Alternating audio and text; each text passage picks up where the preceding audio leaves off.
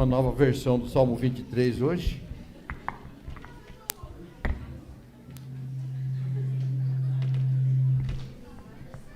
Shalom a todos. Graças a Deus, que bom podermos estar juntos, louvando a Deus. Hoje nós estamos encerrando a exposição da carta do apóstolo Paulo aos Filipenses. Vários meses estivemos estudando a carta e eu já li 2 dezenas, mas eu tenho aprendido cada vez, porque a palavra de Deus é sempre viva, e tenho aprendido bastante nesses domingos estudando Filipenses. E encerrando, então, hoje é o capítulo 4, versos de 10 a 23. Diz assim, Filipenses 4, de 10 a 23. Alegrei-me sobremaneira no Senhor, porque agora, uma vez mais, renovastes a meu favor o vosso cuidado, o qual também já tinhais antes, mas vos faltava oportunidade. Digo isto, não por causa da pobreza, porque aprendi a viver contente em toda e qualquer situação. Eu tanto sei estar humilhado, como também ser honrado, de tudo e em todas as circunstâncias. Eu já tenho experiência, tanto de fartura, como de fome, assim de abundância, como de escassez. Tudo posso naquele que me fortalece. Todavia fizestes bem, associando-vos na minha tribulação. E sabeis também vós, ó Filipenses, que no início do Evangelho, quando parti da Macedônia, nenhuma igreja se associou comigo no tocante a dar e receber, senão unicamente vós outros. Porque até para Tessalônica mandastes não somente uma vez, mas 2, o bastante para as minhas necessidades. Não que eu procure donativo, mas o que realmente me interessa é o fruto que aumente o vosso crédito. Recebi tudo e tenho abundância. Estou suprido desde que Epafrodito me passou às mãos o que me veio de vossa parte como aroma suave, como sacrifício aceitável e aprazível a Deus. E o meu Deus, segundo a sua riqueza em glória, há de suprir em Cristo Jesus cada uma de vossas necessidades. Ora, o nosso Deus e Pai seja a glória pelos séculos dos séculos. Amém. Saudai a cada um dos santos em Cristo Jesus. Os irmãos que se acham comigo vos saúdam. Todos os santos vos saúdam, especialmente os da casa de César. A graça do Senhor Jesus Cristo seja com o vosso espírito. Quero convidar você a colocar a mão no seu coração e orar pedindo para que Deus fale ao seu coração nesta noite. Quando nós cantamos, quando nós ofertamos, nós falamos para Deus, nós louvamos a Deus, nós adoramos a Deus. Na mensagem, é Deus falando conosco. Fala, Senhor. Fala, Senhor. Fala, Senhor. Assim como tu falastes ao meu coração nesses dias. Também que a tua palavra, a tua mensagem, alcance cada irmão, cada irmã. Cada irmão, cada irmã, seja abençoado, seja tocado. Os irmãos que estão lá também, do outro lado, participando conosco remotamente, online, que o Senhor alcance esses irmãos também, em nome de Jesus. E que seja uma noite especial, com fartura de alimento para as nossas vidas. Em nome de Jesus, eu te peço perdão pelos meus pecados e usa-me como porta-voz da tua palavra, em nome de Jesus. Amém. Então, o texto que nós lemos, encerrando, Filipenses, no versículo 10, ele começa dizendo, alegrei-me sobremaneira no Senhor. Paulo, ele tinha um carinho muito especial para com essa igreja. Muito, muito especial porque ele foi o fundador dessa igreja. Ele plantou essa igreja quando da sua segunda viagem missionária. E foi a primeira igreja organizada na Europa. Na realidade, ele não planejava ir para lá, não. Não era o intuito dele era ir para a Ásia. Mas diz o texto que o Espírito Santo o impediu. Está lá em Atos capítulo 16, capítulos 16 e 17, interessante você ler. Mas o Espírito Santo impediu que ele fosse para a Ásia, e depois ele teve uma visão de um homem vestido de branco, em pé, e esse homem então rogava, passa a Macedônia e ajuda. E ele obedeceu, mudou o seu plano, não foi para a Ásia, foi então lá para Macedônia. É interessante, deixa eu fazer um parênteses aqui, é interessante, e isto a gente que também está na obra do Senhor, como que a gente pode fazer planos, mas Deus faz outros, né? A partir do momento que alguém se dispõe, eu vou servir ao Senhor, não adianta fazer muitos planos, porque o Senhor é quem dirige, é o Senhor quem coordena. Pastor Ricardo tinha outros planos, Deus falou, vai lá para Shalom. Né? Cada um de nós, eu me lembro, quando eu estava terminando o meu último ano de seminário, eu trabalhei o ano todo com uma igreja em Santa Cruz do Rio Pardo.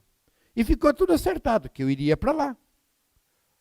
Não tinha pastor, o pastor, só ia um pastor fazer atos pastorais, e durante o ano, finais de semana, eu ia para Santa Cruz tocando aquela igreja.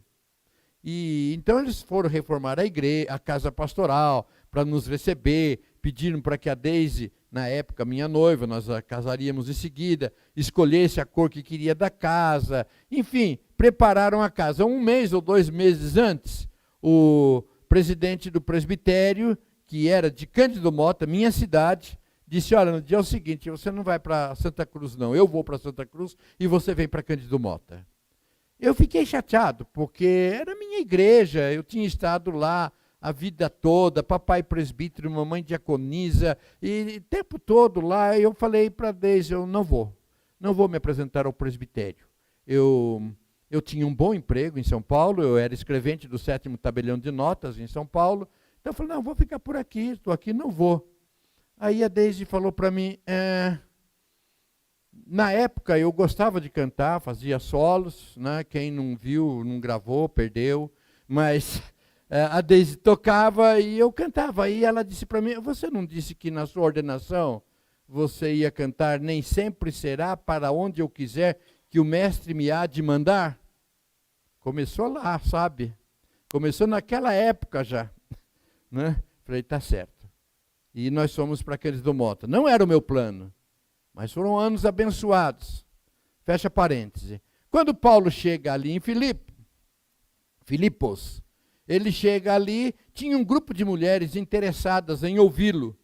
E uma em especial, Lídia, era uma vendedora de púrpura. Ela se converteu e em seguida ela foi batizada e ela chamou Paulo, você vai ficar na minha casa. Hospedou Paulo ali. Depois, Paulo, embora ele tenha ficado pouco tempo ali em Filipos, ele, quando saía pregando e atrás dele ia uma jovem possessa de espírito adivinhador. Imagina a cena? Ele ia pregando e a jovem possessa atrás gritando, estes homens são servos do Deus Altíssimo e vos anunciam o caminho da salvação. Não era nem convertido e já era evangelista. Né? A Bíblia diz que até as pedras clamam, então estava lá a moça possessa e gritando que ouvisse aqueles homens porque eles anunciavam o caminho da salvação. Até que Paulo, uma hora, olhou para trás e, em nome de Jesus Cristo, eu te ordeno, retira-te dela. E ela ficou livre. Só que os homens, os seus patrões não gostaram.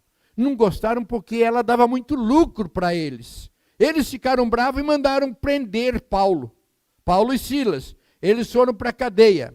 E diz o texto que lá na cadeia, por volta da meia-noite, imagina numa cadeia, meia-noite, Paulo e Silas oravam e cantavam louvores a Deus.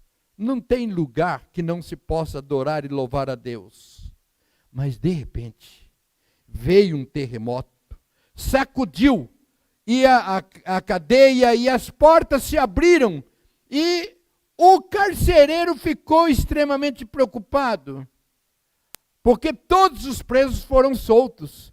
E agora, o que a gente vai fazer? Vão me prender, porque eu deixei os presos fugirem. E Paulo disse, não, fica frio, fica tranquilo, ninguém fugiu, ninguém sumiu, estão todos aqui. O carcereiro ficou tão impactado e falou, o que eu devo fazer para ser salvo?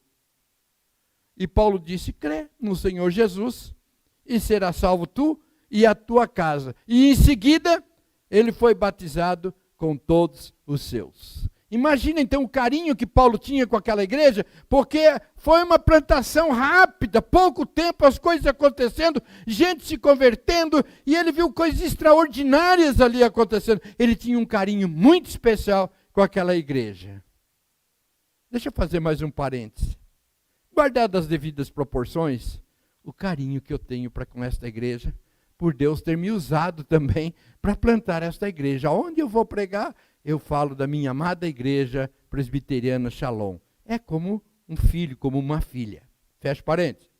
O segundo motivo da alegria é a gratidão que ele tinha pelo sustento que ele recebeu daquela igreja. Eu vou dividir em alguns blocos esse texto. Então, para a gente entender esta parte, nós vamos ler também os versos 14, 15 e 16. Todavia, fizeste bem associando-vos na minha tribulação.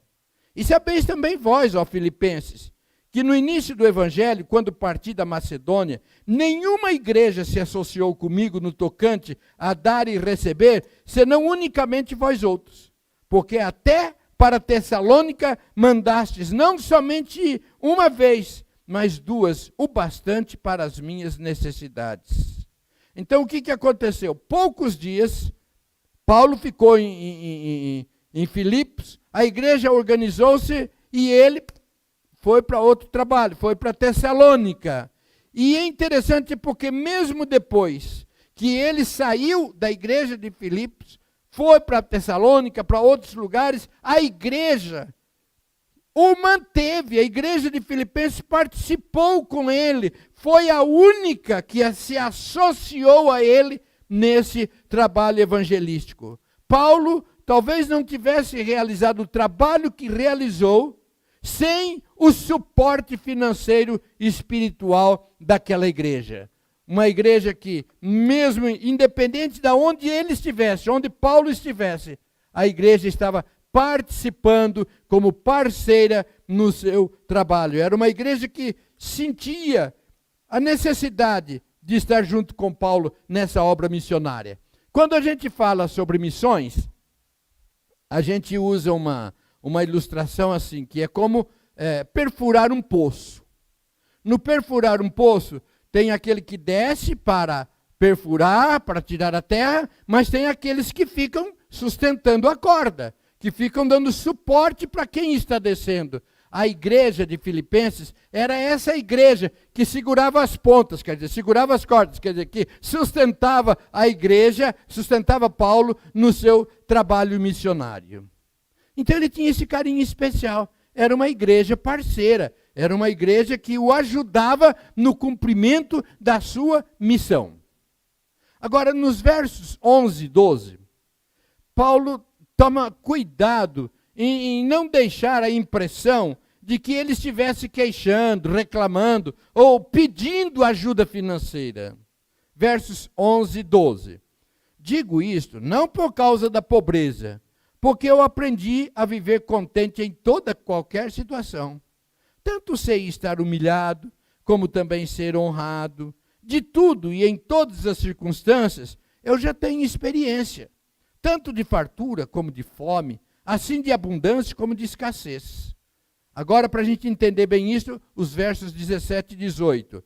Não que eu procure donativo, mas o que realmente me interessa é o fruto que aumente o vosso crédito. Eu recebi tudo e tenho abundância, estou suprido, desde que Epafrodito me passou às mãos o que me veio de vossa parte, como aroma suave, como sacrifício aceitável e aprazível a Deus. quero fazer alguns destaques. O primeiro dele é: aprendi a viver contente em toda e qualquer circunstância. Ele está nos ensinando a viver contente sempre, em qualquer circunstância. Ele está dizendo: olha, se eu fosse humilhado, estou feliz. Mas por outro lado, se eu sou honrado, feliz também. Se eu tenho fartura, feliz. Se eu passo fome, feliz. Se eu tenho abundância, feliz. Se eu tenho escassez, feliz. Porque a felicidade que vem de Cristo, ela mantém-se sempre no coração daqueles que estão com Cristo. Então é interessante isto. Quando está humilhado, está feliz. Mas ele também teve o seu momento de honrado. Ele teve o seu momento de ser respeitado. Feliz. Teve um momento também de fartura, tranquilidade financeira. Feliz. Mas também teve um momento de escassez. Feliz. Sabe, a gente precisa aprender isto, porque muitas vezes a nossa alegria se prende no momento em que estamos vivendo. Tem gente que não sabe, precisa aprender a viver na hora que está passando por privações. Ai, como que se lastima, como que chora. Mas tem gente que precisa aprender a viver também em Cristo, mesmo quando tudo vai bem. Ah, está tudo tranquilo, está tudo bem, eu sou mais eu confio. E às vezes até se esquece de Deus. Paulo está dizendo: em toda e qualquer circunstância, eu aprendi a viver contente, porque a nossa alegria, independe das circunstâncias, está em Cristo Jesus. Amém? Graças a Deus. Então, o contentamento se prende na comunhão e nas experiências com Deus. Experimentamos Deus, sentimos Deus, vivemos em Cristo, todos os momentos, em todas as circunstâncias. Então o nosso contentamento deve estar em Deus e não nas circunstâncias. Em qualquer circunstância, em qualquer situação, Deus no controle, então eu estou contente. Mas eu quero destacar também, o texto diz assim: não que eu procure donativo. Todo obreiro, quando eu li esse texto, recebi. Porque todo obreiro, ainda hoje, se sente constrangido quando tem de tratar do seu sustento financeiro. E quando eu vi que Paulo ficou constrangido com isso, eu falei: então eu sou normal. Não é? Ele ficou constrangido: olha, estou tratando disso, não porque eu procuro donativo, como que explicando essa situação. Todo obreiro, ele sente-se constrangido quando tem de tratar do seu sustento financeiro. Às vezes alguns até fazem o seguinte: olha, agora eu vou sair da sala, vocês fiquem à vontade, vocês então pensem na questão de finanças. Eu tenho ensinado para os pastores que a gente não deve fazer isso. Por quê? Porque se há alguém que se preocupa com todas as áreas, inclusive financeira da igreja, são os pastores. É claro que existem exceções. Existem aqueles que tiram o couro dos pastores, dos missionários, dos obreiros. Mas também existem as igrejas que tiram o couro dos pastores, dos obreiros e dos missionários.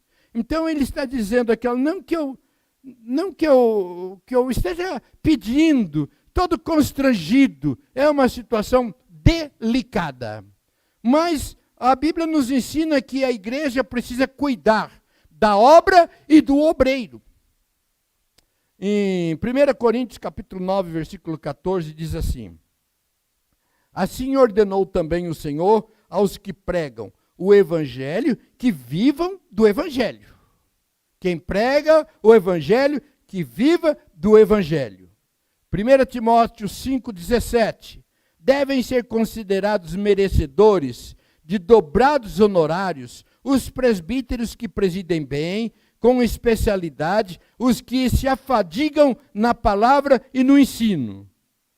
Pois a Escritura declara: não amordace o boi quando pisa o trigo, e ainda o trabalhador é digno do seu trabalho.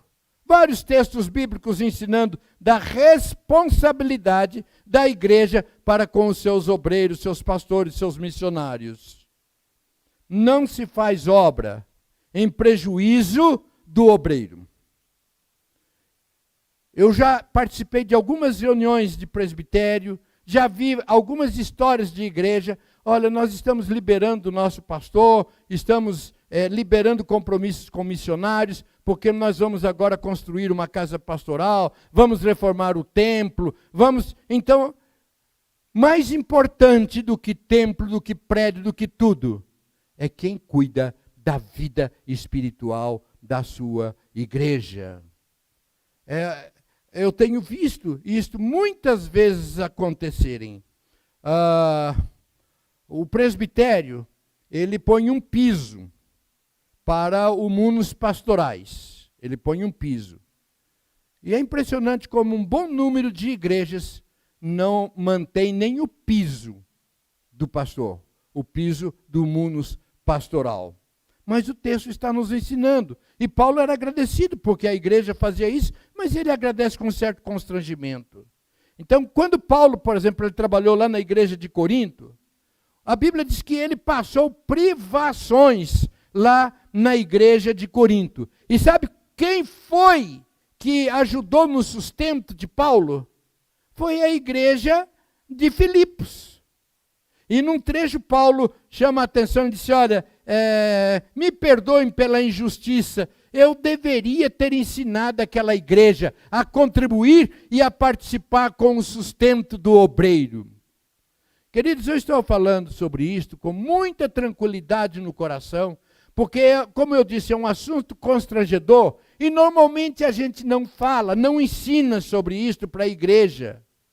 Mas a esta altura do meu ministério, eu já fico mais tranquilo, mais leve, para falar e ensinar a igreja. Porque quando nós participamos no sustento do obreiro, a igreja é abençoada, o obreiro também é abençoado. Nós precisamos aprender isto. A igreja de Filipos era uma igreja pobre. Ela ofertava não porque estivesse sobrando, mas apesar das suas próprias necessidades. Você não veja 2 Coríntios capítulo 8, versículo 1, diz assim: também, irmãos, vos fazemos conhecer a graça de Deus concedida às igrejas da Macedônia. Filipos estava ali. Porque no meio de muita prova, de tribulação, manifestaram a abundância de alegria e a profunda pobreza deles superabundou em grande riqueza da sua generosidade. Porque eles, testemunho eu, na medida de suas posses e mesmo acima delas, se mostravam voluntários, pedindo-nos com muitos rogos a graça de participarem da assistência dos santos. E não somente fizeram como nós esperávamos, mas também deram-se a si mesmos, primeiro ao Senhor e depois a nós, pela vontade de Deus. É interessante que a igreja de Filipos, ela participava, não enquanto o pastor Paulo estava naquela igreja, mas gente que estava, mas mesmo depois ele distante, já até na cadeia, mas continuava sustentando. E não somente a ele, mas a outros santos, a outros missionários. Era uma igreja comprometida com a obra missionária. E era uma igreja que tinha dificuldade, mas eles pediam com muitos rogos a graça de participarem da assistência aos santos. Elas tinham prazer, era alegria do coração, do que tinham e acima do que tinham, eles tinham o prazer de participar dessa obra. Então nós não podemos dizer que não contribuímos porque somos pobres. Graças a Deus, Deus tem sustentado a cada um de nós. E eu posso olhar para cada um dos irmãos e ver o quanto Deus tem abençoado, sustentado, ajudado, e nós temos um compromisso com a obra do Senhor. Somos parceiros na obra do Senhor. Então, nenhuma oferta, preste atenção, nenhuma oferta deixa o ofertante mais pobre. Ninguém fica mais pobre por ofertar, porque quando nós ofertamos, nós entramos dentro de um princípio espiritual que é estabelecido pelo próprio Deus, pelo próprio Jesus. Lucas 6,38, que diz assim: dai e dar-se-vos-á. Boa medida, recalcada, sacudida, transbordando, vos deitarão no vosso regaço, porque com a mesma medida com que medirdes, também vos medirão de novo. Então, quando nós participamos, Deus abençoa, Deus supre. Ah, quantas experiências eu poderia contar para os irmãos, e eu creio que muitos dos irmãos também poderiam contar das bênçãos que vêm de um coração generoso. Quando nós abençoamos, o quanto que nós somos abençoados. Aqueles que têm tido essa experiência, continue. E se você não tem tido essa experiência, faça essa prova com Deus, de dar e dar-se-vos-á. Em Atos capítulo 20, versículo 35, diz assim: mais bem-aventurado é dar do que receber. 2 Coríntios 9, 6. E digo isto, que o que semeia pouco, pouco também ceifará. E o que semeia em abundância ceifará. Provérbios 11, 25. A alma generosa prosperará, e aquele que atende também será atendido. Então, queridos, nós temos esse compromisso.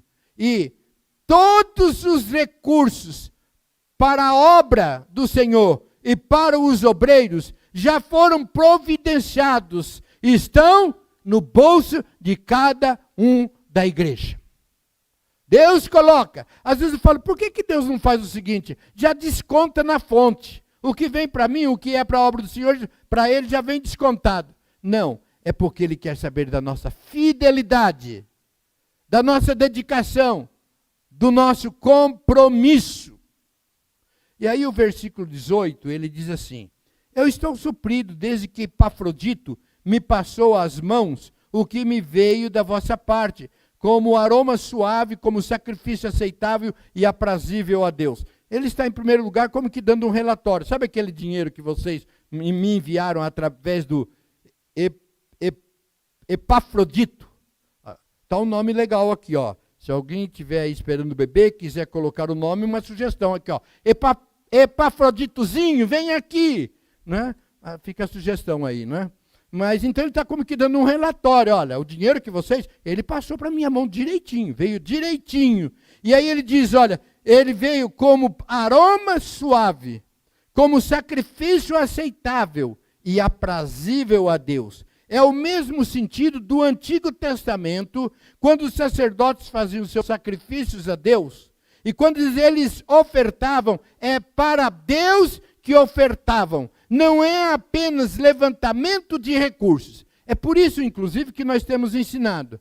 No momento do nosso ofertório, mesmo aqueles irmãos que fazem o Pix, transferência, a gente recomenda, pega o envelope, coloca ali dentro do envelope e vem à frente, como consagrando ao Senhor, porque é mais do que mandar dinheiro, é entregar o coração. Eu estou ofertando, eu estou participando, eu estou presente. E a oferta é algo que sobe como aroma suave, que agrada o coração de Deus. Deus agrada o nosso coração, suprindo as nossas necessidades. Nós agradamos o coração de Deus diante da nossa fidelidade e da nossa oferta, que é destinada para a obra de Deus, para o sustento da obra e dos obreiros de Deus, espalhados. A Shalom tem tido a oportunidade de participar nesse sentido. 5% do que nós arrecadamos vai para o presbitério. E lá no presbitério, então, nós ajudamos no sustento de um missionário no Paraguai, reverendo Marcos Paulo, é isso, né? Marcos Paulo lá no Paraguai. Aqui no nosso presbitério, ajudamos também na plantação de igrejas, na manutenção de seis igrejas e obreiros que são ajudados pelo presbitério. O presbitério está plantando uma igreja lá Campo Grande, o presbitério mantém, e desse valor que nós mandamos para o presbitério, participamos. Então tem também trabalhado. Nós temos compromissos. Mas o versículo 19 diz assim, eu sei que vocês estão querendo logo que eu chegue no 19, diz assim: e o meu Deus, segundo a sua riqueza em glória, há de suprir em Cristo Jesus cada uma de vossas necessidades. Ou seja, assim como vocês atenderam às minhas necessidades, Cristo suprirá de vocês também. Cristo suprirá. Paulo é grato e ele roga que Deus os abençoe também. Deus vai suprir cada uma de vossas necessidades, porque nós somos comprometidos com a obra do Senhor. A nossa parte nós cumprimos, somos fiéis, e Deus vai ser fiel, e é fiel. Ele é fiel independentemente da nossa fidelidade. Mas ele nos ensina então aqui que Deus vai, segundo a sua riqueza em glória, há de suprir em Cristo Jesus. Meu irmão, minha irmã, olha para mim um pouquinho. Se você está passando por alguma necessidade, eu vou resolver primeiro minhas questões, depois eu vou ser fiel a Deus. Comece sendo fiel a Deus. Porque Deus fala, seja fiel a mim, eu sou fiel a você. E a gente fica naquele jogo de braço. Não, primeiro você. Não, primeiro você. Não, primeiro você. Não, primeiro você. Não faça isso porque você já perdeu. Não dá para medir força com Deus. Em obediência, Senhor, eu vou fazer a minha oferta, vou ser fiel. E eu creio que o Senhor vai suprir as minhas necessidades. E agora vamos para aquele versículo que todos nós, ou quase todos, já o sabe decora e repete decor, que é o versículo 13, que diz: tudo posso? Ah, não é assim que você fala. Como que é mesmo? Naquele que me fortalece. A gente fala sempre, gosta, mas às vezes ele é dito de forma equivocada também. Ele é interpretado, citado de forma equivocada, assim como que uma espécie de mantra gospel, né? Ou seja, como que tendo o poder de afastar tudo, nada vem sobre mim, nenhuma dificuldade vem, porque tudo posso naquele que me fortalece. Então não vem nenhuma dificuldade, não vem nenhum problema. Não é assim. Não necessariamente afasta os problemas, as dificuldades, mas sustenta-nos nesses momentos. Nós enfrentamos as dificuldades, enfrentamos as lutas, enfrentamos as privações, sabendo que Deus vai suprir e podemos enfrentar todas as dificuldades em Cristo Jesus. Não dá, Ele nos dá suporte para que fiquemos em pé, mesmo em momentos de dificuldades, de privações. A vida de Paulo, ela foi marcada por sofrimentos, por tribulações, por lutas, apanhou, foi preso, agora está no corredor da morte. Mas esses fatos não o abatiam. Ele disse, tudo posso naquele que me fortalece. Tem que ser preso? Vou ser preso. Deus vai me sustentar na cadeia. Vou ser morto? Amém, vou ser morto. Tudo posso, vou enfrentar. Tudo posso, nós enfrentamos todas as adversidades naquele que nos fortalece. Não é a nossa própria capacidade. Queridos, tem vez que a gente fala, agora não dá.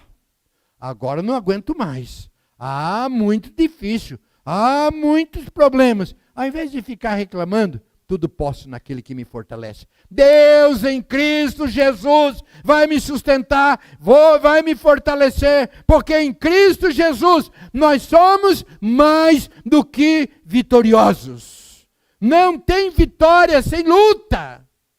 É na luta, é na dificuldade, é no problema que nós vemos a ação de Deus agindo em nosso favor. Tudo posso naquele que nos fortalece. Não significa que não passamos por dificuldades, mas que o Senhor nos ajuda, nos sustenta a superar todas as lutas deste mundo. Romanos 8,37 para vocês. fortalecerem a fé.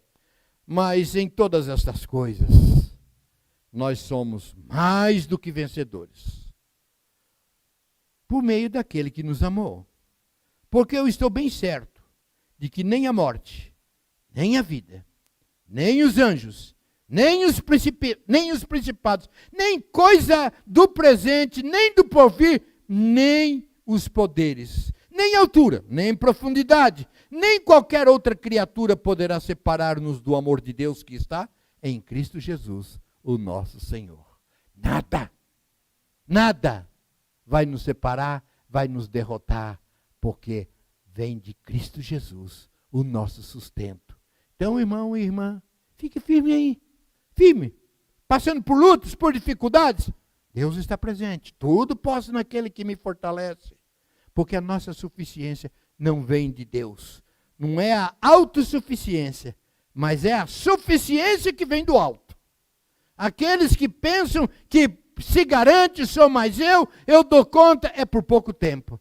Mas quando nós sabemos que a nossa suficiência, a nossa força, vem do alto, vem de Deus, enfrentamos com cabeça erguida, com coragem, com fé, porque do alto vem sempre a suficiência e o socorro. E aí ele termina glorificando a Deus. Aliás, esse é o motivo maior do nosso viver. Verso 20. Ora, a nosso Deus e Pai, seja a glória pelos séculos dos séculos. 21. Saudai cada um dos santos em Cristo Jesus. Os irmãos que se acham comigo vos saúdam. Todos os santos vos saúdam, especialmente os da casa de César. A graça do Senhor Jesus Cristo seja com o vosso espírito. Ele traz uma saudação daqueles que estavam com ele para aqueles que estavam na igreja de Filipos. Ele não menciona o nome, talvez para não esquecer do nome de cada um.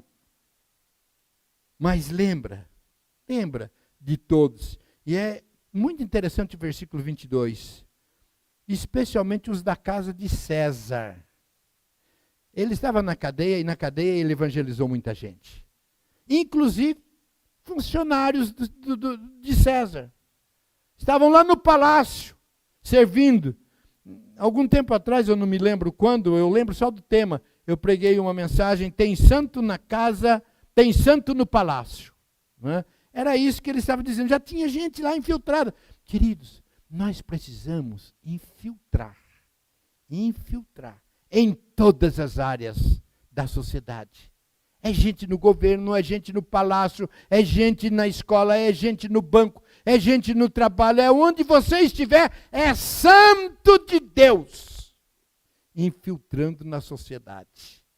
Por isso nós precisamos tomar cuidado. Não reclame do lugar aonde você está trabalhando. Sabe que Deus te colocou lá, para que lá você seja um santo na escola. Um santo no banco. Um santo no comércio. Deus tem um propósito. Deus tem colocado, pastor Ricardo, pastor Silvano, a mim aqui no púlpito, mas Ele coloca cada um de vocês. Por isso eu digo o seguinte, o púlpito de vocês é maior do que o nosso púlpito. O nosso púlpito está aqui, mas daqui a pouco nos separaremos. Amanhã cada um vai para um lugar. E quantos púlpitos estarão espalhados pela cidade e vocês são enviados para que sejam infiltrados em todas as áreas da sociedade. E não tem desculpa. No ambiente que eu trabalho, não é muito complicado.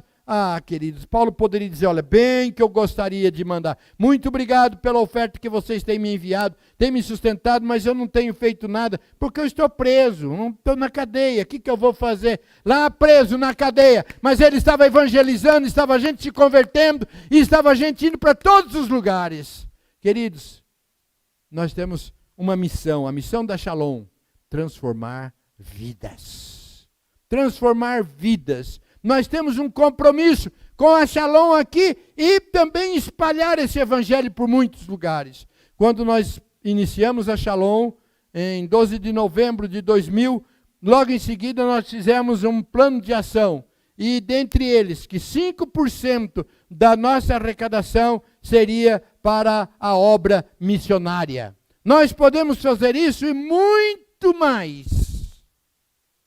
E eu quero terminar dizendo que eu gostaria que a Shalom fosse lembrada como a igreja de Filipos. Que a igreja fosse amada, lembrada, regozijada quando se falasse dela. Alegrei-me sobremaneira, eu me alegro. Eu me alegro com essa igreja, eu me alegro por fazer parte de uma igreja que tem um compromisso com Deus, que tem um compromisso com a obra do Senhor, que tem um compromisso missionário, uma igreja que está atuante e que se faz presente em muitos lugares. Nós louvamos a Deus. Este é o sonho do meu coração, de me inspirando na igreja de Filipenses, uma igreja que é conhecida, a carta aos Filipenses é conhecida como a carta da alegria, que é a alegria do Senhor. A alegria do Senhor seja a marca, que sejamos comprometidos, que sejamos lembrados, que assumamos mesmo, eu quero fazer parte desta igreja que faz diferença na vida das pessoas, que faz diferença onde está. Eu quero fazer parte dessa igreja. Você quer fazer parte? Não somente como membro no hall da igreja, gente que se comprometa com a obra do Senhor, tanto do evangelismo, onde você está, como também participando no sustento dos obreiros da obra do Senhor. Aqueles que querem fazer parte de uma igreja assim, chamada Filipenses ou chamada Shalom. Eu quero convidar você para renovar o seu compromisso, colocando-se em pé.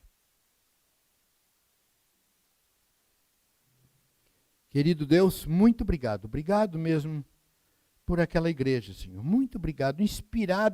Inspira-nos ainda hoje. Muito obrigado pela fidelidade dela para com o sustento de Paulo, Silas, de tantos outros. Mesmo depois que deixaram aquela igreja, sustentaram até Paulo na cadeia sendo sustentado por aquela igreja. Quero te pedir que esta igreja Shalom, Senhor, esta igreja seja comprometida com a obra do Senhor. Que o Senhor trabalhe na vida de cada um. E que possamos, ó Deus, ver a obra do Senhor sendo realizada aqui. Que cada irmão, cada irmã amanhã, quando for para o seu trabalho, para os seus afazeres, mesmo hoje, quando for para a sua casa, estejam indo com a responsabilidade. Eu preciso fazer a diferença. Que o Senhor nos abençoe também, para que sejamos liberais na manutenção da obra e dos obreiros do Senhor. Que esta palavra não volte vazia para o Senhor, encontre guarida em cada coração. Pode olhar para mim em nome de Jesus. Que esta palavra não fique esquecida, mas que fique guardada no seu coração, em nome de Jesus. Amém.